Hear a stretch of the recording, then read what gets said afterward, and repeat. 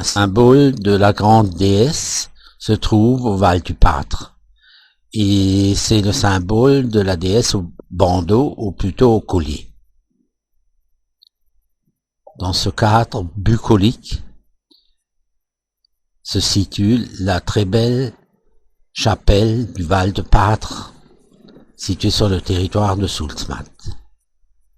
Comme dans tous les sites marials d'Alsace, nous recherchons activement l'ancien site préhistorique de la grande déesse.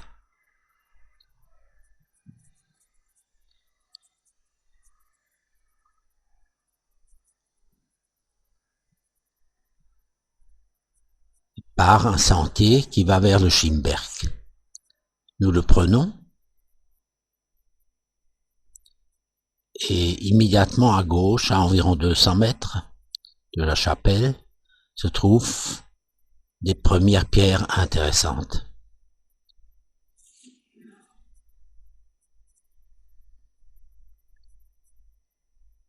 On ne sait pas très bien si ça a servi peut-être à faire un cercle de pierres. En tout cas, nous allons plus loin.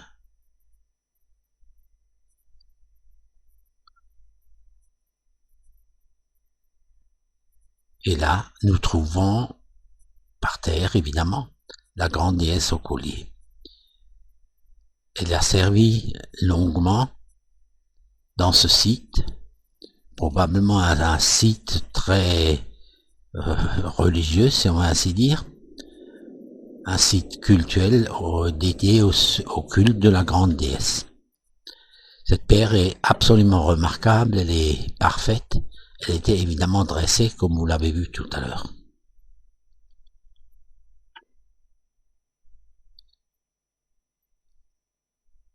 Il s'agissait d'une clairière. Dans cette clairière, on trouve différentes pierres. Là, nous avons redressé cette pierre pour vous montrer comment elle était.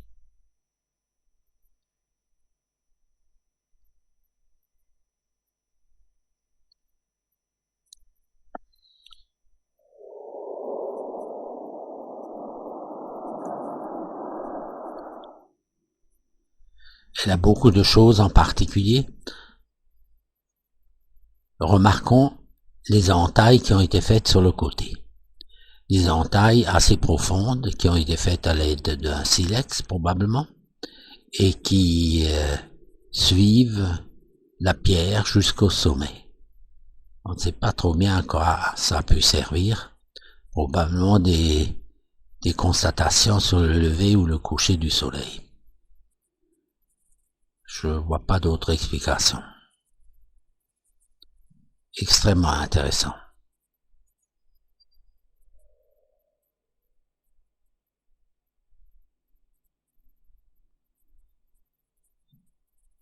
Je vous laisse admirer ce chef-d'œuvre qui doit avoir 7 à 8 000 ans, au moins, et qui est entouré dans ce contexte de différentes pierres dont certaines ont disparu, mais il y en a encore pas mal. Tiens, voilà déjà une pierre pyramidale. Une pierre pyramidale, parfaitement pyramidale, moussue, mais on voit, on devine le contour.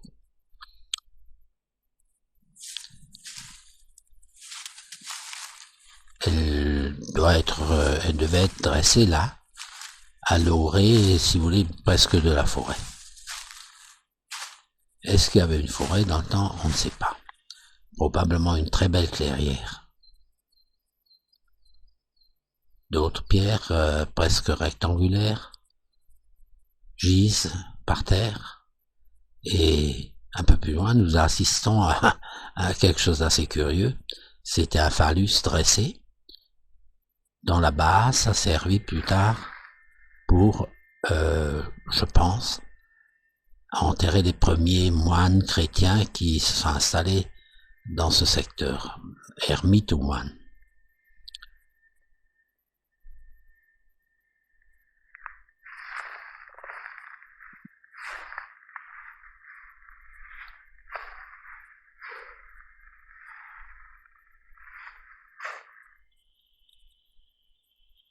Ce phallus devait avoir dans les 4 mètres de long et était dressé vers l'est. Comme vous voyez, il était arqué. La tombe était petite, enfin ils ont carrément ouvert la pierre, basculé du côté, et par là ouvert une cavité. Juste à côté, et ce serait même facile de la redresser, se trouve une pierre équilatérale. Une pierre équilatérale qui veut toujours dire vie, mort et renaissance. En général, elle a à peu près 82 cm sur les 3 côtés. Là, on n'a pas mesuré exactement, mais enfin, ça semble être cette mesure ancienne. À côté, nous remarquons une grande pierre aussi qui doit avoir une fonction, qui devait avoir une fonction intéressante. La voici juste à côté du triangle équilatéral. Pourrait s'agir d'une déesse au ventre gravide, mais il faudrait la sortir et puis c'est pas une mince affaire. Pour l'instant, nous la laissons là où elle est. On voit que cette pierre a été renversée et elle touche presque le sol.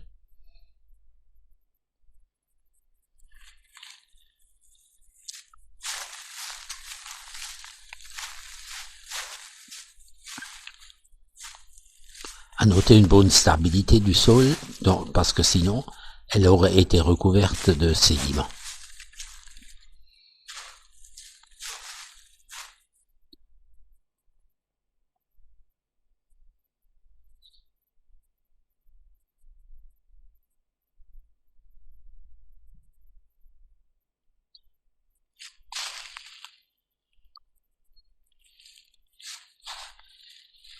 Le site est remarquable.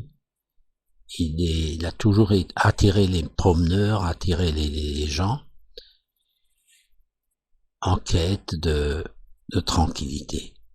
Et là, nous nous transportons au sommet, presque au sommet du Schimberg. Un très beau chemin conduit vers le site, vers un site qui va se trouver là, à quelques mètres, au-dessus d'un talus, et où étaient dressées des pierres remarquables. Là, nous avons une pierre qui est une pierre pyramidale, avec une base qui était donc dressée, et au-dessus, nous remarquons, avec sa forme, après nous allons remarquer une gravure pour en faire une déesse au collier.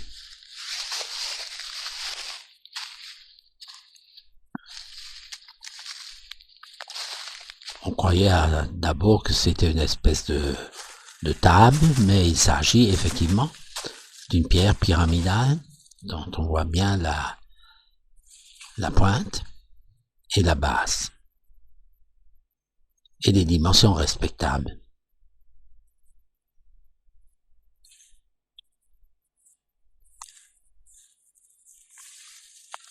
Elle fait partie d'un ensemble dont le centre était occupé par une déesse au ventre gravide, que nous allons voir tout à l'heure.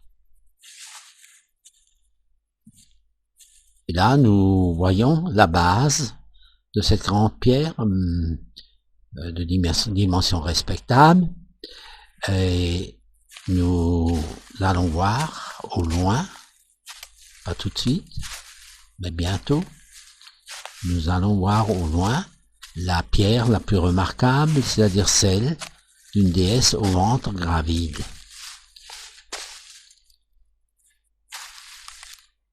Ça, c'est encore la déesse qui l'accompagne. Et là, on voit au loin, on voit cette masse sombre assez conséquente.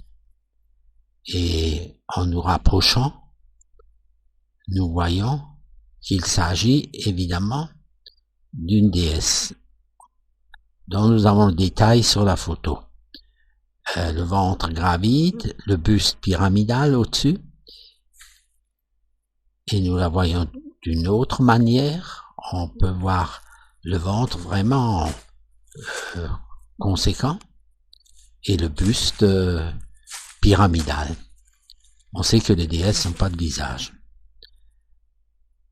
Cette pierre est dans un état de conservation remarquable malgré les millénaires et était dressée ici, au-dessus, comme je l'ai déjà fait remarquer, des pierres d'accouchement qui sont en contrebas. Quand on l'a renversée, elle a été retenue.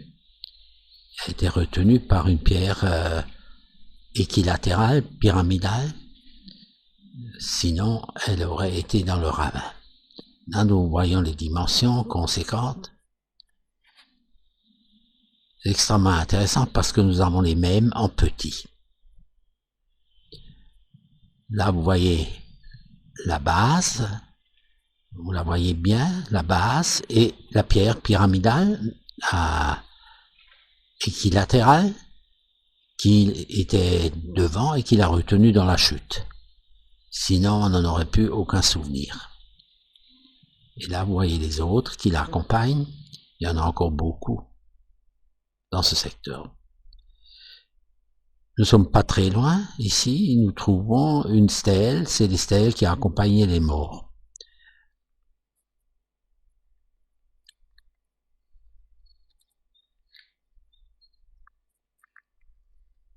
Pas très loin se dresse le phallus, le grand, qu'on a dégagé pour une fois. Et on voit nettement la forme arquée. Et nous la verrons un peu plus en détail tout à l'heure.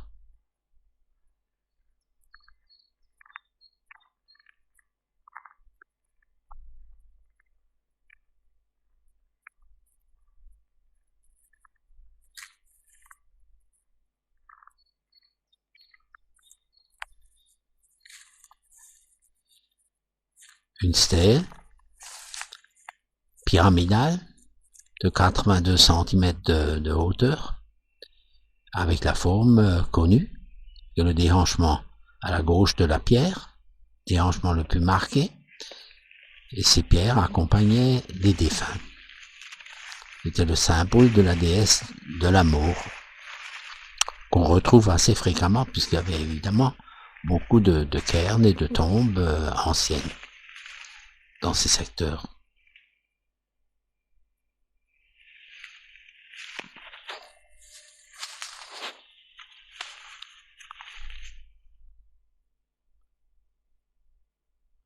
Et voici donc le phallus, dont on voit nettement l'arcure maintenant.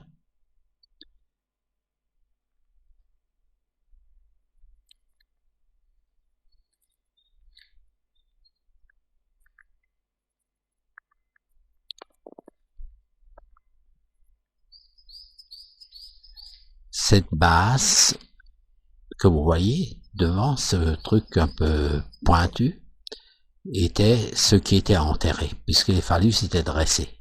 Après vient la partie arquée, et je pense qu'elle devait se situer, cette pierre, elle était située pas trop loin, à 2-3 mètres, et c'est le bulldozer qui l'a mis de côté.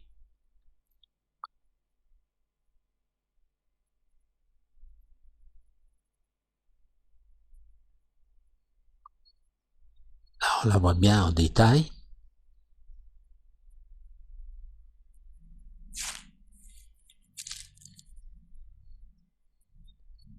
Il est évident que dresser, ça devait être assez remarquable parce qu'elle est dans les 4 mètres. Ce phallus est dans les 4 mètres.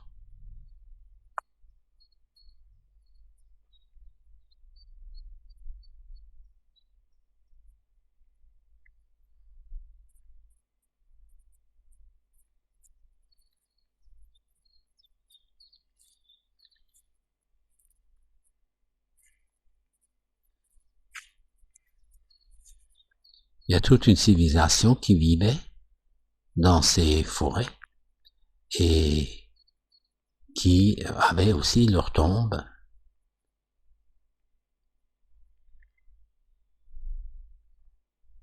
ce qui prouve leur sédentarité. En plus, vous voyez là devant, tout de suite on retrouve les symboles qui accompagnaient les morts. Donc nous ne sommes pas loin d'une nécropole. Il s'agit de la trouver, mais elle est là, quelque part. Et ça c'est la pierre, comme l'autre qu'on a vu tout à l'heure, qui a la forme avec le déhanchement du côté gauche et qui accompagne, donc c'est la déesse de la mort qui accompagne les décédés pour assurer leur renaissance.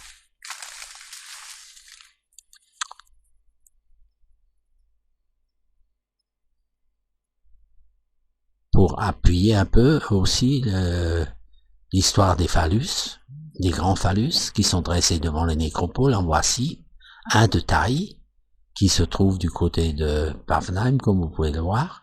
Au loin, je crois que ça c'est Colmar, ensuite Pavnheim, et là, à la base même du Kastelberg, quand ils ont fait des travaux de viabilisation, là, aussi pour faire une route conséquente, et ils l'ont dégagé, et l'ont posé très gentiment sur le talus, vous voyez, heureusement, intact, et à côté, à gauche, vous verrez tout à l'heure, il y a les pierres de calage, dont certaines sont magnifiquement biseautées, parce qu'il fallait non seulement dresser ces phallus, mais encore fallait-il leur donner une courbure, une forme.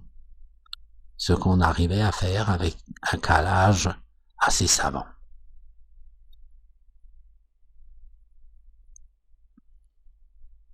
Remarquez cette arcure qu'on a seulement mis en évidence une vingtaine d'années avec l'apparition des scanners et des IRM.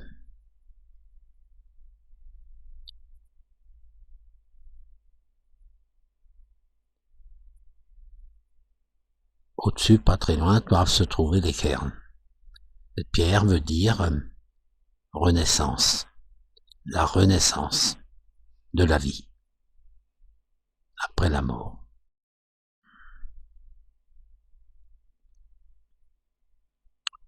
Et une autre pierre remarquable, très grande, conséquente, qui se trouve aussi dans la vallée dans la montagne du Schimberg, dans le vallon d'Orschwir, et qui a la forme parfaite, assez grande de ces déesses mystérieuses. Nous nous portons là à la falaise, appelée la falaise des païens, die Heidenwand. Et déjà Burckhardt au XIXe siècle parlait de cet endroit assez mystérieux, puisque c'est une falaise, si vous voulez, mais en contrebas gisent des pierres pyramidales, en nombre conséquent, renversées certes, mais qui font penser à un cimetière aussi, ou à un chaos, ou on peut pas savoir exactement. En tout cas, pour l'authentifier, nous avons devant ce chaos cette pierre. Et cette pierre, elle est un tétraèdre, c'est-à-dire qu'elle a 3 faces, c'est une pyramide à 3 faces, comme vous le voyez d'en haut, mais la 4e face se trouve, regarde vers la terre. Elle a été posée avec des calages. La voici, elle a échappé de peu à la tempête qui a abattu des arbres juste à côté, et c'est presque miraculeux qu'elle soit encore là. Mais elle authentifie le site, puisque vie, mort et renaissance sont des pyramides à 3 faces. Je retrouvais exactement la même à Kerlescan en Bretagne, de même dimension, de même forme, et aussi devant une ancienne nécropole, du côté de Quiberon.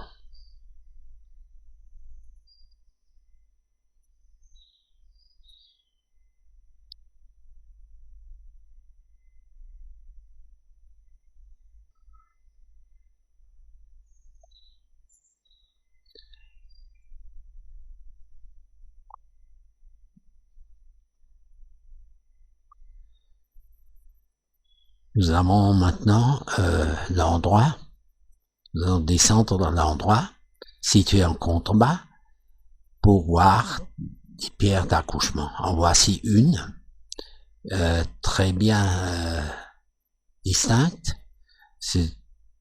Vous avez un trou au milieu qui a, je crois, 15 cm de diamètre et un canal d'évacuation qui permettait d'enlever l'enfant. Ces pierres d'accouchement sont au nombre de 3, dont une qu'on n'a pas retrouvée, mais qui a été sûrement été recouverte par un éboulement ou on ne sait pas exactement, mais enfin on la retrouvera. Voici le système qui fonctionne comme un siège d'accoucher et qui se trouve donc juste sous la grande déesse qui est située au-dessus du ravin et qui devait probablement assister à ces naissances. Pas très loin, il y a un ruisselet qui permet d'apporter de l'eau.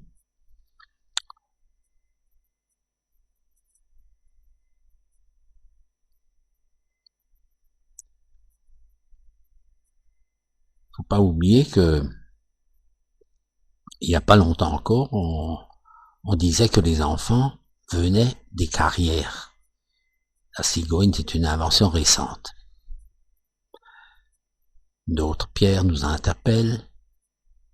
Est-ce que c'est une table qui a servi à poser quelque chose? Pourquoi pas? Il fallait toutes sortes de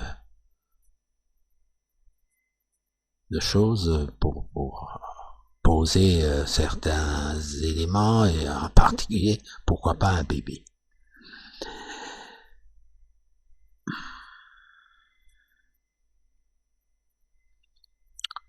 Il fallait aussi des sièges. Et quelques sièges, nous en avons retrouvé un, assez remarquable, où les gens pouvaient s'asseoir, évidemment, parce qu'on ne pouvait pas continuellement être couché sur une table d'accouchement, au contraire, il fallait peut-être de l'attente.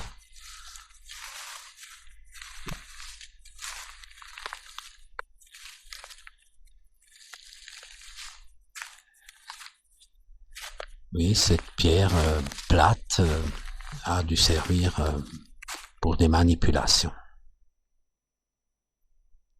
Probablement. C'est très difficile, évidemment, de s'imaginer ce fonctionnement. En voici une autre pierre d'accouchement d'une forme très très belle, d'ailleurs. On peut mettre là facilement une femme, position d'enfantement. Et à gauche, le seul menhir encore, on appelle ça un menhir, mais en fait c'est une stèle de la grande déesse avec un ventre gravide, la seule qui soit encore intacte, debout, intacte, qui n'a jamais été renversée et il a échappé belle aussi lors de la dernière tempête, où elle a été un peu endommagée. Il va falloir peut-être la réparer un peu en mettant un bandeau autour en inox. Voilà, parce que vous voyez qu'elle va se désagréger sinon. Elle a reçu un choc d'un arbre. Évidemment, après des millénaires, ces pièces vont disparaître sous les sédiments, sous les éboulis, provoqués par les tempêtes actuelles. Pas très loin se trouve cette espèce de chair. Elle aussi a été intacte encore il y a quelques années. Elle a reçu un choc conséquent. Elle était posée et ça ressemble vraiment à un endroit d'où quelqu'un pouvait éventuellement parler ou prendre la parole. Sa forme est spéciale. Mais elle est aussi fendue parce qu'un arbre géant a été renversé sur cette chose lors des dernières tempêtes.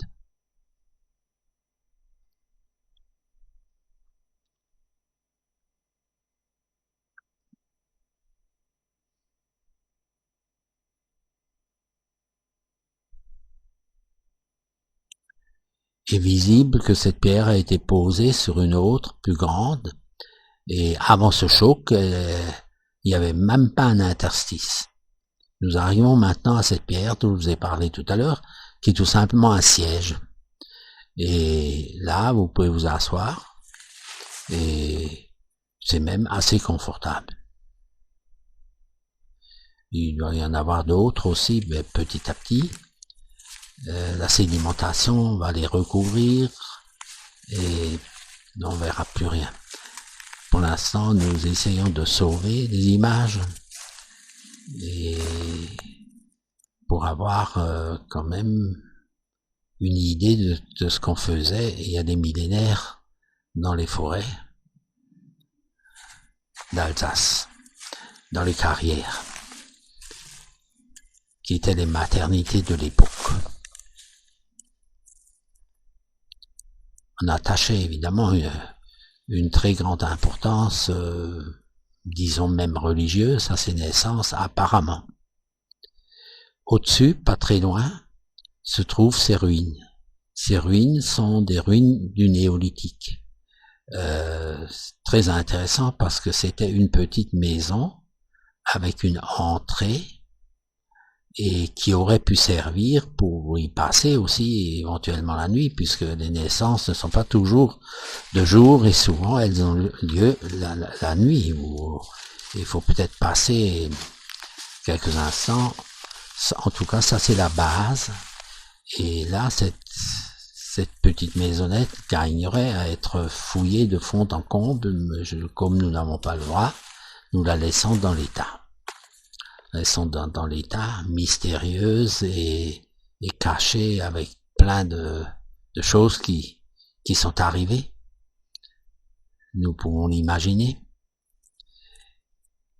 Elle a tenu des millénaires, c'était en pierre sèche, et elle a gardé sa forme.